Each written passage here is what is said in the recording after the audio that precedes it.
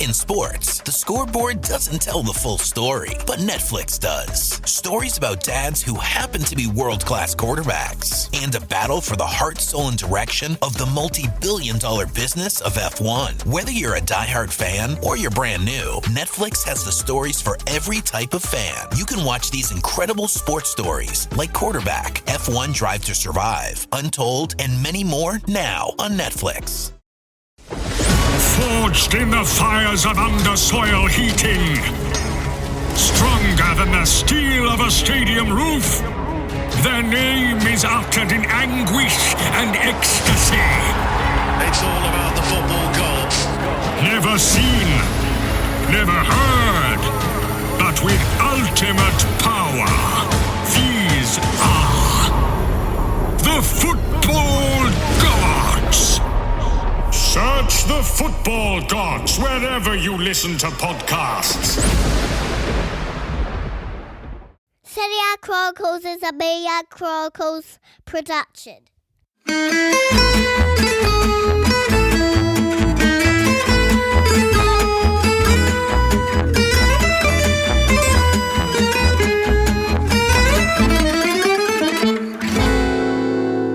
Hi everyone, hi Mina, hi Chronicles Tifosi, Nikki here. I wanted to do a little, not a video postcard this time, but a voice postcard on the international games during this little international break, September international break for Italy.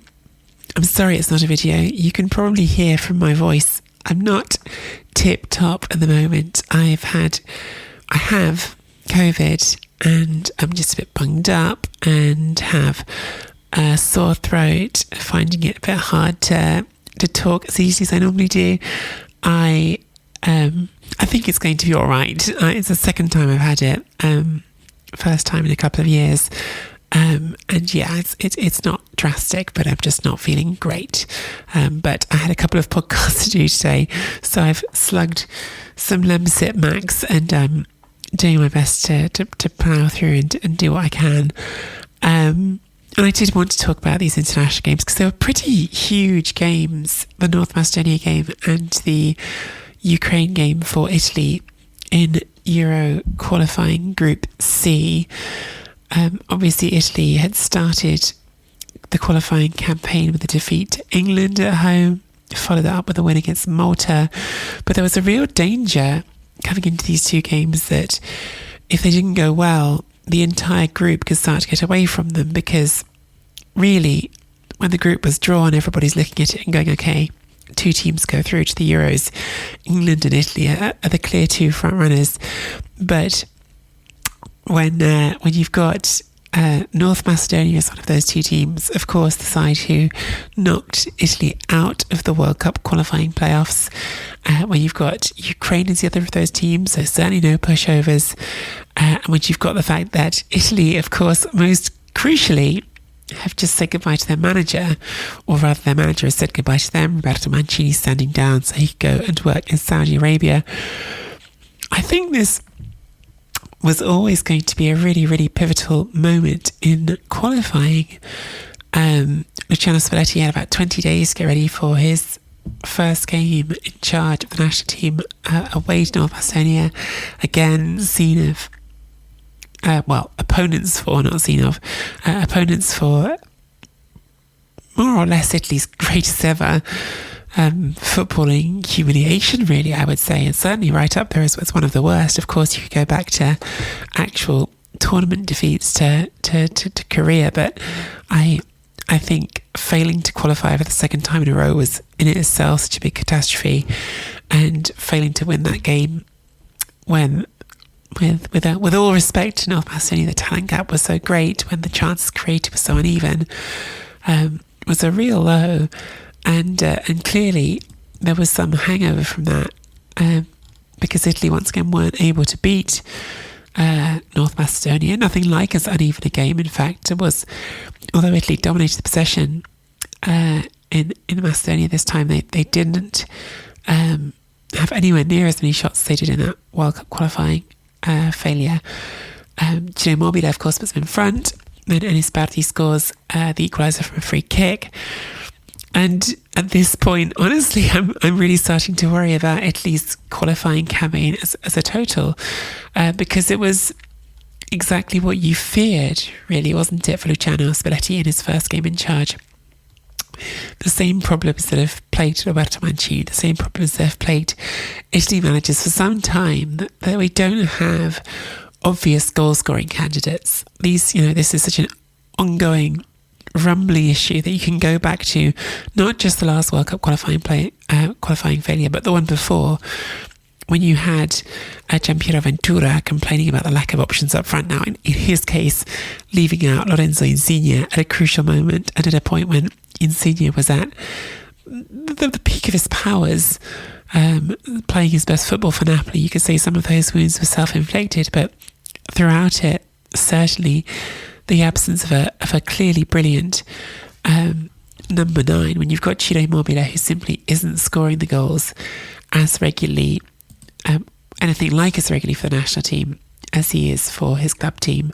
When you've got Andrea Bellotti as the other main option, there's been that gap then, there's still that gap now, and the choice by Spalletti was to go back to Immobile. I think it's a very understandable choice. Every manager who comes in to become the new Italy manager must look at the options at his disposal and say, well, what's the logical choice? Take the one who is the clear, far and away most productive goal scorer at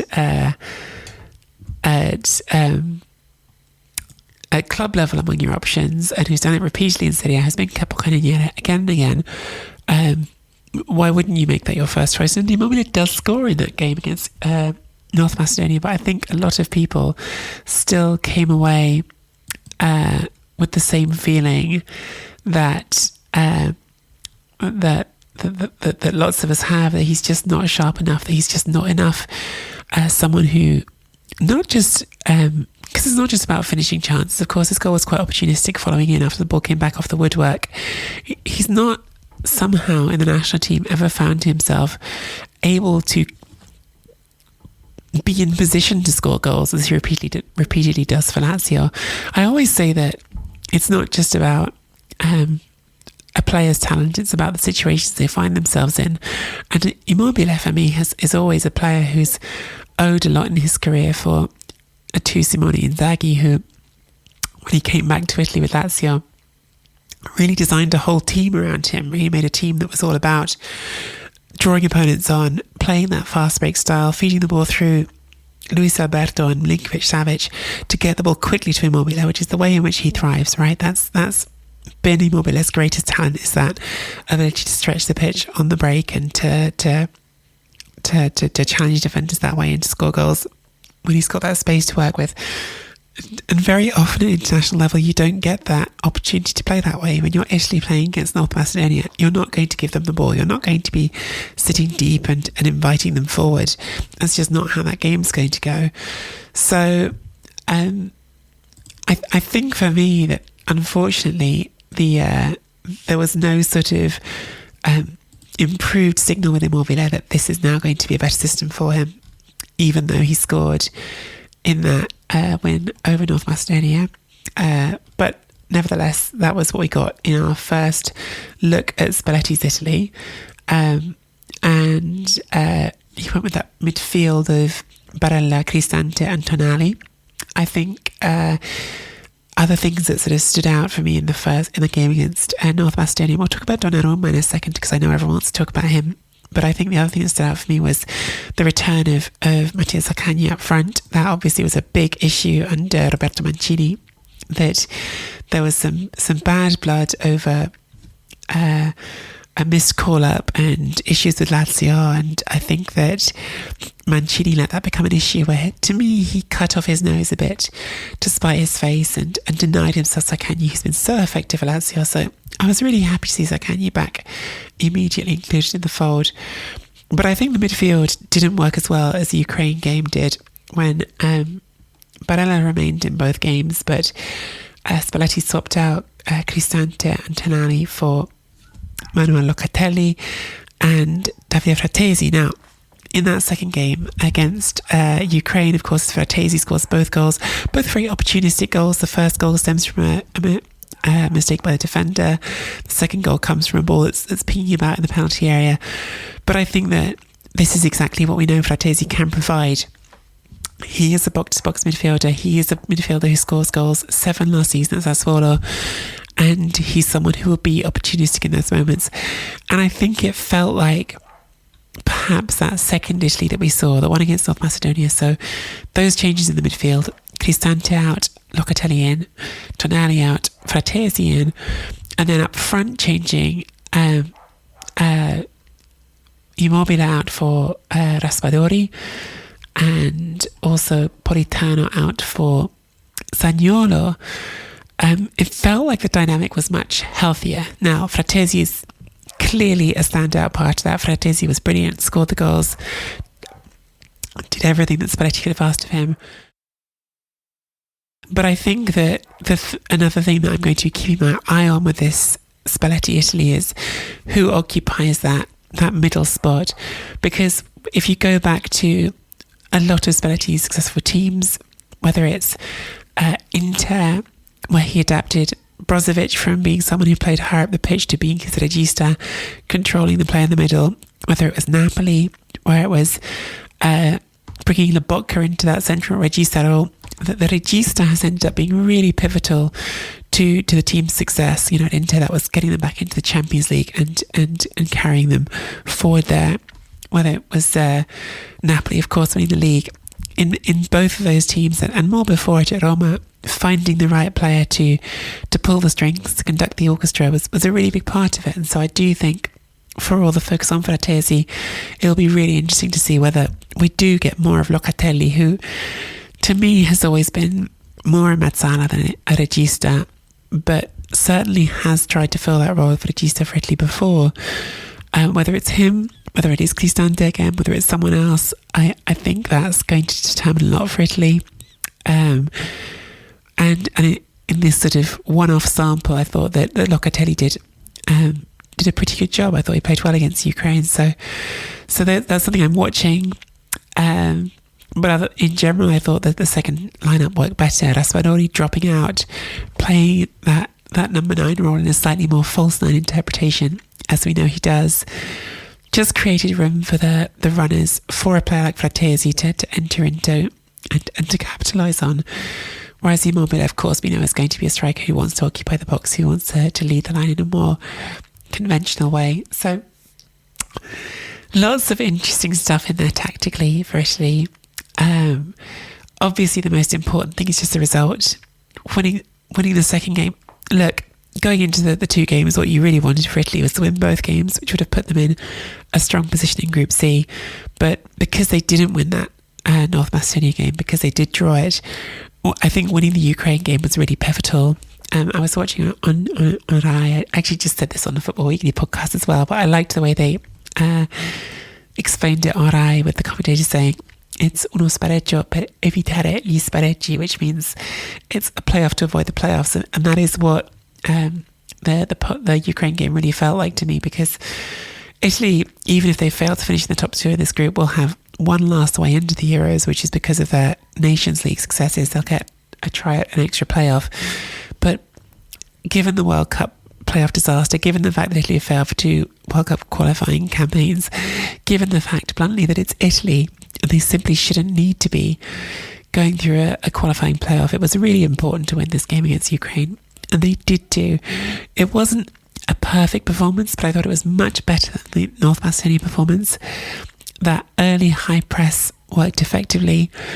Fratesi's goals were well taken, and while there was some less good stuff, the goal conceded felt so unnecessary. Brilliant save from Donnarumma, and then Di Marco just sending it. Really, Di Marco just needed to put his foot through it and get it out of the area, but giving a jab straight back across the area, it felt so unnecessary. And then failing to kill the game off in the second half, failing to find that goal despite quite a few chances, indicates some of the weaknesses in this team. In the end, managing to see it off without too many really scary chances for Ukraine was encouraging and a step in the right direction. And it has put Italy back in control of their own destiny in the group. 7 points, equal with Ukraine and North Macedonia. Italy have a game in hand now. Of course, Ukraine have played England twice, so it's a bit different. But it's a game in hand is a game in hand. So it still plays their advantage to have that. And they also now hold the head-to-head tiebreaker over Ukraine while on equal points. And between Ukraine and North Macedonia, it is Ukraine I think they really are more likely to be fighting with for that second spot. So it was a big win. In terms of questions that come out of the games, I think a lot of people were asking questions about Donnarumma, the mistake he made in that game against North Macedonia, the goal Italy conceded. It was a very well taken free kick, but I would agree, even though I tend to say I always should defer to the ex-goalkeepers when it comes to goalkeeping positioning, because there's often things that we don't always understand as people who haven't played that position. But he seemed out of position. He seemed like he hadn't got the ball in the right spot either, and he certainly seemed very slow to react to the trajectory of the free kick. I think it's fair to say that Donnarumma's place should not be untouchable. I think with Vicario starting right at Tottenham, there should be competition. There should be an acknowledgement that he doesn't just get to start by default because he was the player of the tournament, the Euros. But I also think people are kidding themselves a bit if they think Vicario is a flawless goalkeeper, because he isn't. And in fact, in many ways, their flaws are the same. Neither of them are as good with the ball on the floor at their feet as the elite goalkeepers are today. And Vicario is still a keeper who, for me, as brilliant as he is as a shot stopper, sometimes gives me worries with crosses and high balls. So I think absolutely Vicario deserves his chance, as does any other would-be contender. But I also think just because Donnarumma isn't perfect does not mean we need to assume that there's necessarily a clear better option. Clearly in the second game as well at San Siro, he had some fans getting on his back and whistling him, which goes back to his issues in Milan and the way he left there, and that's a whole separate story. And I think interesting sort of postscript to the game on that, with Fratesi saying he'd never had anything like it, a player cheered by their own fans in an international game, and then Spalletti sort of almost countering Fratesi and saying, well, you know, we're not privileged children, we should be able to hear criticism. Yeah, it was really interesting to hear Spalletti seemed to bite back at Fratesi on that. I don't think it's a big drama. I just think it was interesting to see that dynamic play out. So yeah, that's most of my thoughts on the 2 Euros game. I'm sorry again for my scratchy voice. Really interesting round coming up in Serie A this weekend. Juventus against Lazio on Saturday, followed by Inter against Milan, is a seriously weighty double-header, and then Genoa-Napoli to round out the night as well. Really looking forward to that. Fiorentina against Atalanta on Sunday as well, but the Milan derby, of course, always leads the way when you've got it happening, doesn't it? And I'm really interested to see now if Fratesi gets to start that game or to have a bigger role in it. He's only been off the bench for Inter in all 3 games since he signed in the summer. So, Mina, I'd be super interested to hear what you made of the Italy games, and whether you would be throwing Fratesi straight into the lineup if you were Inzaghi for Inter for that Milan derby this weekend. Alright gang, I'll speak to you all soon. Bye. Hi Nikki, hi everyone. I'm sitting on my rocking chair and I have just listened to your voice note, and I've just had one of the longest days in history. I've had the longest week, to be honest with you, Nikki. I just kind of feel like the world's gone mad, and it's been a bit of a media storm since I've been back from holiday, so I've forgotten all the relaxation that I've done and instead gone back to this terrible storm where I've had to discuss Rubiales at every turn, come back from another show. I sometimes feel like I'm just like the token woman that they put on to talk about these topics. Obviously not with the Euroleagues, because I do that often, but anyway, it is what it is. I don't want to talk about this man again. I shouldn't have even brought him up. Anyway, I am sorry, Nikki, that you have COVID. I cannot even imagine how it feels right now to be sick. You poor thing. I just feel like sometimes exhaustion hits. I know that you went traveling. I hope you had a good time. I just kind of feel like, you sort of have a few days off because of International Week, and you still have to work because it's still about the Italian games, but you think that maybe you might be able to sleep in, and then you get sick. Such bad luck. I'm sorry, babe. So I hope you're feeling better. This moment of time, I would really, really like to have a week off, but unfortunately, we all have bills to pay. So the life of freelancers. Anyway, back to the topic of hand. Okay, so as you know, I do the EuroLeagues podcast, not all the time, but quite often on Thursdays. Anyway, so we have to submit the things that we think we're going to speak about on Thursday, or the topic that we would like to highlight a few days in advance. So we sent that in on Monday, and I had highlighted the fact that I thought Spalletti would lose both his matches, so we should talk about it. I did this after they drew to North Macedonia, and I thought, we're not going to win against Ukraine, not with what I've just seen in Ukraine, are much better than North Macedonia. So I was already on that disappointment train, if you like. I was like, this is just terrible. I was very upset after the game against North Macedonia. I understand that they've turned into somewhat of a bogey team for Italy, and it's difficult to face this opposition and be reminded of the fact that it was in this match that you lost the opportunity to go to the World Cup. It wasn't the amount of mistakes that there were in this particular match, although there was a part of me that was wondering how Politano wasn't taken off on the 6 minute alone. Maybe that's too early, but poor thing. It's not on him. There were a lot of people that just didn't perform to expectations. You've obviously touched on that. But I was mostly disappointed by the attitude. I never, you see, this is the thing, people talk about style of play or formations or the technique or lack of skill. I have never in my lifetime, at least in my lifetime, or probably not even the videos that I've watched, ever thought that Italy had walked into a tournament with the best squad or the most complete squad. And I've never even thought their performances were worthy of winning stuff. The reason that I always loved Italy, it's kind of the reason why I perhaps love Ronaldo more than Messi. It's not because I think Ronaldo is better. It's because I love teams that have something about them that transcends talent. It is about knowing how to win. It is about the charisma, the character, the desire, the intelligence, the things that are more than just talent on the pitch and more than tactical schemes on the pitch, but just knowing how to win. And it's kind of a little bit why, it's like Chiellini and Bonucci, right?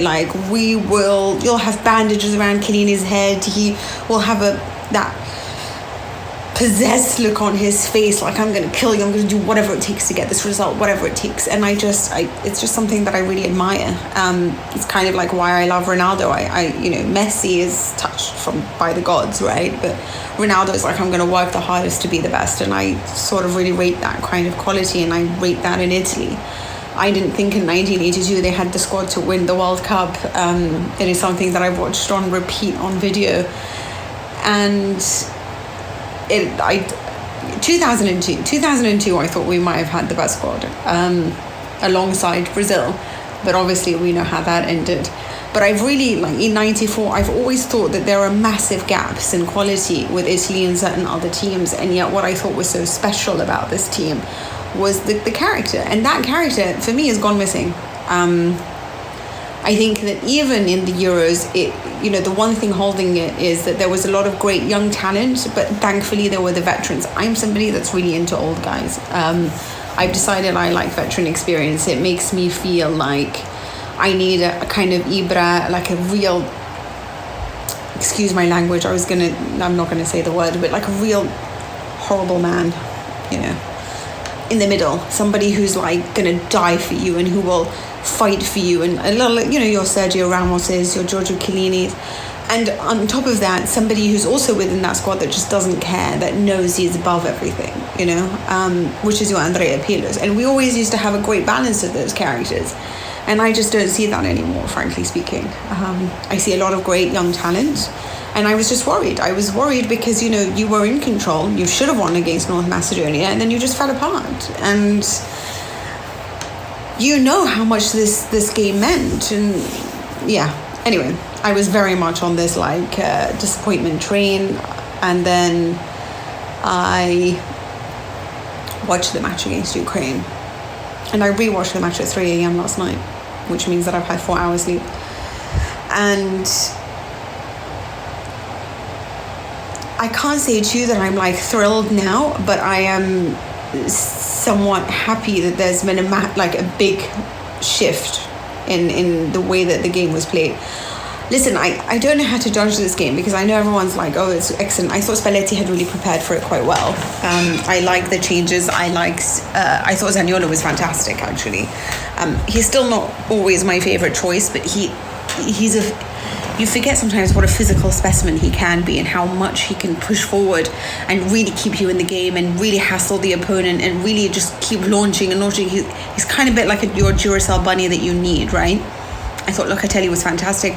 But here's the thing, right? Locatelli was pretty good because they let him be good. Like, what about had he faced opponents that really understood how to mark him out of the game?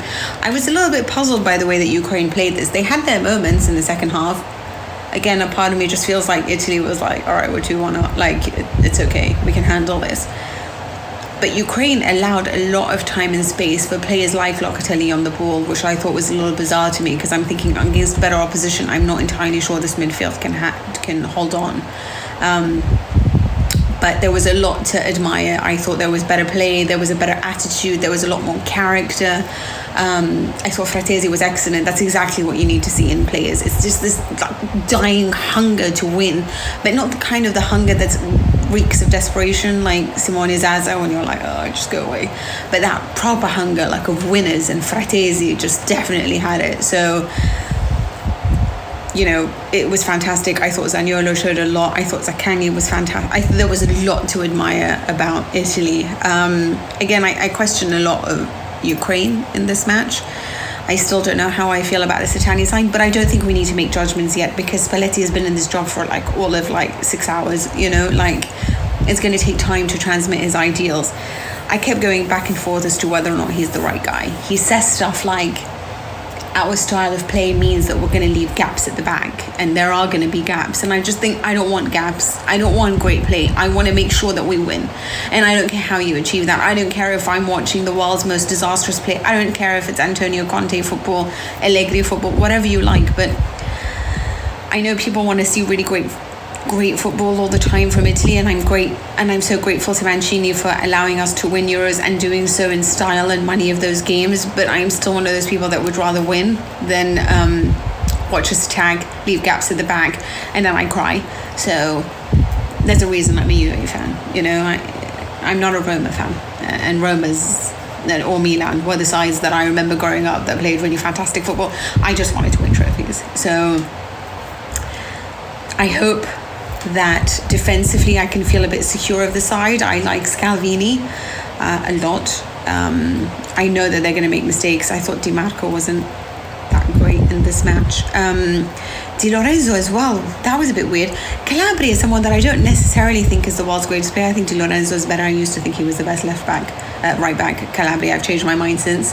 But something I do like about him, and which I don't understand why he doesn't get the chance, is he's got that character. He's got a really strong character. I think he'd be really useful for the dressing room. So anyway, I'm sure there are more players coming in, and I'm quite hopeful. I don't know whether we'll necessarily qualify easily. I actually also used that term, interestingly, when I was recording that podcast, Nikki, when you were talking about it now, playoff to avoid the playoff. And I agree with you, you know, it's about finding that man in front of the defence, but I hate that gap in between. The midfield is not good enough to secure that defence. And anyway, we can only be hopeful at this stage. I think that, you know, qualification shouldn't be too hard. I think there's a lot to admire about Italy. I just, more than anything, need to concentrate on the characters and the attitude. We need Italy to be the Italy of old, and that means that they would put their life on the line. I want Fratesi's style of desperation to win. Interestingly, you asked me, should he be starting for Inter? It's difficult to then bench him after that performance if you're Simone Inzaghi, right? Actually, I wanted to ask you this. Who do you think is going to win the derby? So a few weeks ago, I was talking about this and I said, hands down, it's going to be Inter. And everyone looks at me with like, what? Like, against this Milan? Like, I was crazy to think that Inter was definitely going to win this derby. And I thought, yeah, I mean, I'll be honest with you, I think Milan has a better attack. I think they have more options for an attack. I think they're very overwhelming when they attack. But Inter's a better team as a whole. Midfield, defence, no Tomori. Giroud we were worried about, but now it looks like he could be starting. A midfield that has more options. I think Milan have more options going forward, but Inter have better options in midfield. So my question is who do you think is going to win? And is Tomori's absence going to sway it for you? Or what is it that you're looking at? Or what is it that you think? It's very difficult to bench Fratesi. I'm super excited about this Milan derby. Also because I want to tell about... I have question marks about the Champions League. I need to know that Milan qualify out of that group of death. And I'm fairly certain it's going to be PSG, albeit, you never know with PSG, right? They should be able to qualify. But Newcastle, Nikki, I'm not a huge fan of Eddie Howe. I like their team, but I think Milan could be stronger. So, but if they fail to enter, does that then change how they perform against Newcastle? Do you think they'll be like, oh no, we're not as great as we thought we were, and there's going to be like this downfall in their attitude or question marks of their ability? Do you think they'll question themselves? So I'm really eager. I feel like Inter will be all right either way. I don't know why. I trust Inter in the Champions League. I trust Inzaghi in the Champions League. But Milan, because it's a new team, I'm still trying to figure out what I think about them and how mentally strong I think they are. So I'm desperate to watch this match. I cannot wait. I wanted to ask you what you thought of Lazio and what you think they're going to do against Juventus. Juventus are just... It's gone back to Juventus and endless drama. It's got Bonucci suing them. You've got Paul Pogba, poor guy, has been found, obviously about the doping, taking vitamin integrators and suspended now without pay. So until we test the second sample and see whether or not the guy's career is over at Juventus or not, it's a horrible time for him. And we spoke about this a lot tonight. You got to feel for him because you really felt like he had a lot of talent to be somebody huge on the world scale. And even though he won a lot of stuff, perhaps the question is, did he ever maximize his full potential? And he really did want to come back to Juventus and make a splash. And he talked about that interview in Al Jazeera about, I wish I never had money, and why just being a regular guy means so much to him, just so that he doesn't doubt the people around him. And I don't know, I guess I feel like, people look at these guys and think you earn so much money, you must have no problems. And Pogba in particular, he's had this horrendous few years, kidnapping. And anyway, so I don't know what's going to happen with Juventus, but now I'm not so sure about their chances of doing well this season. I feel like the drama's already started. Roma against Empoli, they're not going to lose again. This has got to be a win. This has got to be an easy win. I'm really worried about Empoli now. Monza and Lecce. I've become a bit of a Lecce fan. You don't understand. I'm sure that they're going to beat Monza. And people think I've gone mad, but Lecce is definitely now my team. Going forward, I'm not sure I'm a Juventus fan anymore. I'm all guns behind Lecce. What is D'Aversa going to do?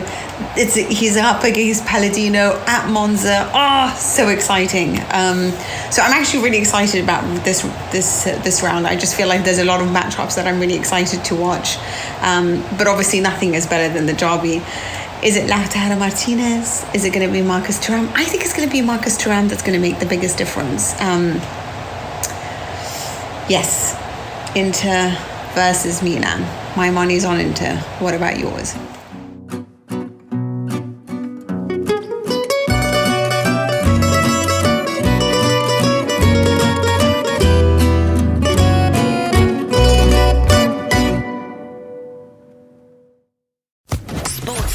Podcast Network.